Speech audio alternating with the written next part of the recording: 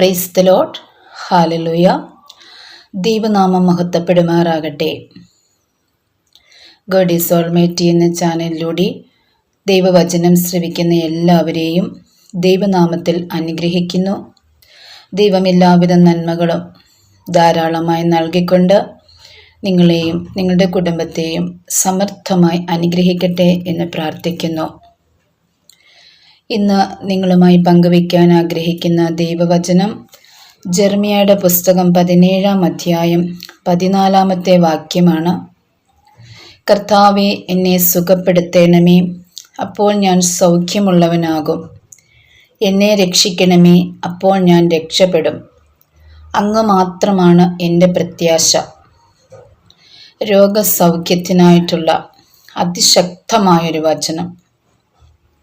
കർത്താവിൻ്റെ വചനം എബ്രായർ 4:12 പറയുന്നു, കർത്താവിൻ്റെ വചനം സജീവവും ഊർജ്ജസ്വലവുമാണ്, ഇരുതല വാളിനേക്കാൾ മൂർച്ചയേറിയതും ആത്മാവിലും ചേതനയിലും സന്ധിബന്ധങ്ങളിലും തുളച്ചു കയറി ഹൃദയത്തിൻ്റെ വിചാരങ്ങളെയും നിയോഗങ്ങളെയും വിവേചിക്കുന്നതുമാണ്.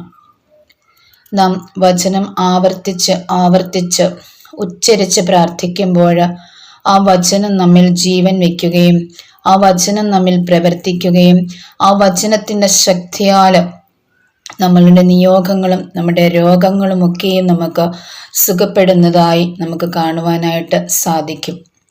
ദൈവത്തിൻ്റെ വചനത്തെ കണ്ണും പൊട്ടി വിശ്വസിക്കുക, ഹൃദയത്തിൽ വിശ്വസിക്കുക മാത്രം ചെയ്താൽ മതി, നീ സൗഖ്യമുള്ളവനാകുമെന്ന് കർത്താവ് അരുളി ചെയ്തിട്ടുണ്ടല്ലോ.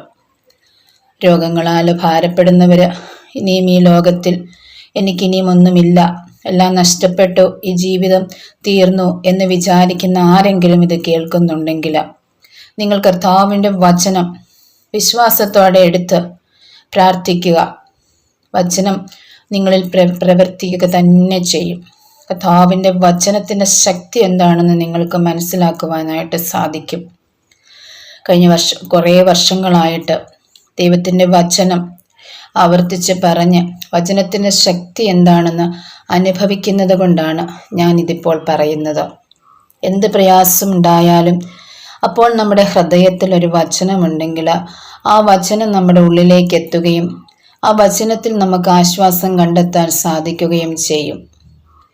നമുക്ക് പലതരത്തിലുള്ള ശാരീരികമായ അസ്വസ്ഥതകളും പ്രയാസങ്ങളും ഒക്കെ ഉണ്ടാവാറുണ്ട്. ശരീരം തളർന്നു പോകുന്ന അവസ്ഥകൾ ഉണ്ടാവാറുണ്ട്. ആ സമയത്തൊക്കെ നമ്മുടെ ഹൃദയത്തിൽ ഏതെങ്കിലും ഒരു വചനമുണ്ടെങ്കിൽ ആ വചനം ആവർത്തിച്ച് പറഞ്ഞു കഴിയുമ്പോൾ തന്നെ നമുക്ക് ശക്തി ലഭിക്കുന്നതായിട്ട് നിങ്ങൾക്ക് മനസ്സിലാക്കാനായിട്ട് സാധിക്കും. ആയതിനാൽ എന്നെ കേൾക്കുന്ന എൻ്റെ പ്രിയപ്പെട്ടവരെ, നിങ്ങൾ ഈ വചനം കേൾക്കുമ്പോൾ നിങ്ങളുടെ ഹൃദയത്തിൽ ഒരു വചനം പോലും ഇല്ല എങ്കിൽ കുറഞ്ഞത് ഒരു 5 വചനമെങ്കിലും പഠിക്കുകയും അത് ഹൃദ്യസ്ഥമാക്കി എപ്പോഴും നിങ്ങളുടെ മനസ്സിൽ സൂക്ഷിച്ചു വെക്കുകയും ചെയ്യുക. നമ്മൾ പലതരത്തിലുള്ള കാര്യങ്ങൾ നമ്മുടെ ശേഖരിച്ച് വെക്കാറുണ്ട് നമ്മുടെ മനസ്സിൽ. ആ കൂട്ടത്തിൽ നമുക്ക് ഏറ്റവും അത്യാവശ്യമായിട്ട് നമ്മുടെ ജീവിതത്തെ മുൻപോട്ട് കൊണ്ടുപോകുന്നതിന് ആവശ്യമായിട്ടുള്ള ഒരു വൈറ്റമിനായിട്ടെങ്കിലും കരുതി 5 വചനമെങ്കിലും നമ്മുടെ ഹൃദയത്തിൽ സൂക്ഷിക്കുവാനായിട്ട് നിങ്ങൾ പരിശ്രമിക്കുക. അത്ഭുതം അടയാളങ്ങളും തീർച്ചയായും നിങ്ങൾക്ക് കാണുവാനായിട്ട് സാധിക്കും. കഴിഞ്ഞ കുറേ നാളുകളായിട്ട് വീഡിയോ അപ്ലോഡ് ചെയ്യുവാനായിട്ട് സാധിക്കുന്നില്ലായിരുന്നു.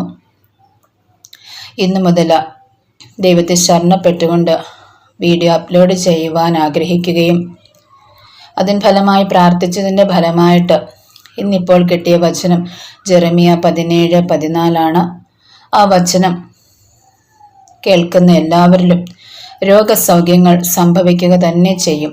അതിനായിട്ട് ഞാൻ പ്രാർത്ഥിക്കുകയും ചെയ്യുന്നു. എന്നെ കേൾക്കുന്ന നിങ്ങൾക്ക് എന്തെങ്കിലും പ്രാർത്ഥന ആവശ്യങ്ങളുണ്ടെങ്കിൽ ഈ വീഡിയോയിൽ അപ്ലോഡ് ചെയ്യുന്ന വാട്സപ്പ് നമ്പറിൽ നിങ്ങൾക്ക് മെസ്സേജ് അയക്കാവുന്നതാണ്.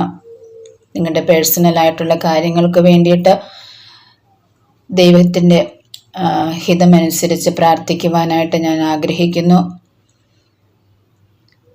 ആയതിനാൽ പ്രാർത്ഥനാ വിഷയങ്ങൾ വാട്സപ്പിൽ മെസ്സേജ് ചെയ്യുവാൻ താല്പര്യമുള്ളവർ അത് മെസ്സേജ് ചെയ്യുക. അവർക്ക് വേണ്ടി ഞാൻ പ്രത്യേകം പ്രാർത്ഥിക്കുന്നതായിരിക്കും. ദൈവത്തിന് വേണ്ടിയിട്ട് എന്തെങ്കിലും ചെയ്യുവാനായിട്ട് ദൈവത്തിൻ്റെ വചനം മറ്റുള്ളവരിലേക്ക് എത്തിക്കാൻ വേണ്ടിയിട്ട് ഒരു ചെറുവിരലെങ്കിലും അനക്കുവാനായിട്ട് എനിക്ക് സാധിക്കണം എന്നുള്ള അതിയായ ആഗ്രഹത്തിന്മേലാണ് ഞാൻ ഈ ഗോഡ് ഈസ് ഓൾമൈറ്റി എന്ന ചാനലിൽ ഈ വീഡിയോ അപ്ലോഡ് ചെയ്യുന്നത്. ഇത് കേൾക്കുന്നത് വഴി ഒരാളെങ്കിലും കർത്താവിൻ്റെ വചനം സ്വീകരിക്കുകയാണെങ്കിൽ അതിൽ പരം ഒരു സന്തോഷം വേറെന്താണ് എനിക്ക് കിട്ടാനുള്ളത്. അപ്പം എന്നെ കേൾക്കുന്ന നിങ്ങൾക്കും മറ്റുള്ളവരിലേക്ക് വചനം എത്തിക്കുവാനായിട്ടുള്ളൊരു തീഷ്ണത നിങ്ങളിലും ഉണ്ടാവട്ടെ എന്ന് പ്രാർത്ഥിക്കുകയും ചെയ്യുന്നു.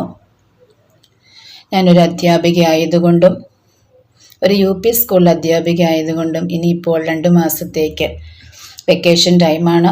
ആ സമയം കൂടുതൽ പ്രാർത്ഥിക്കുവാനായിട്ട് ആഗ്രഹിക്കുന്നു.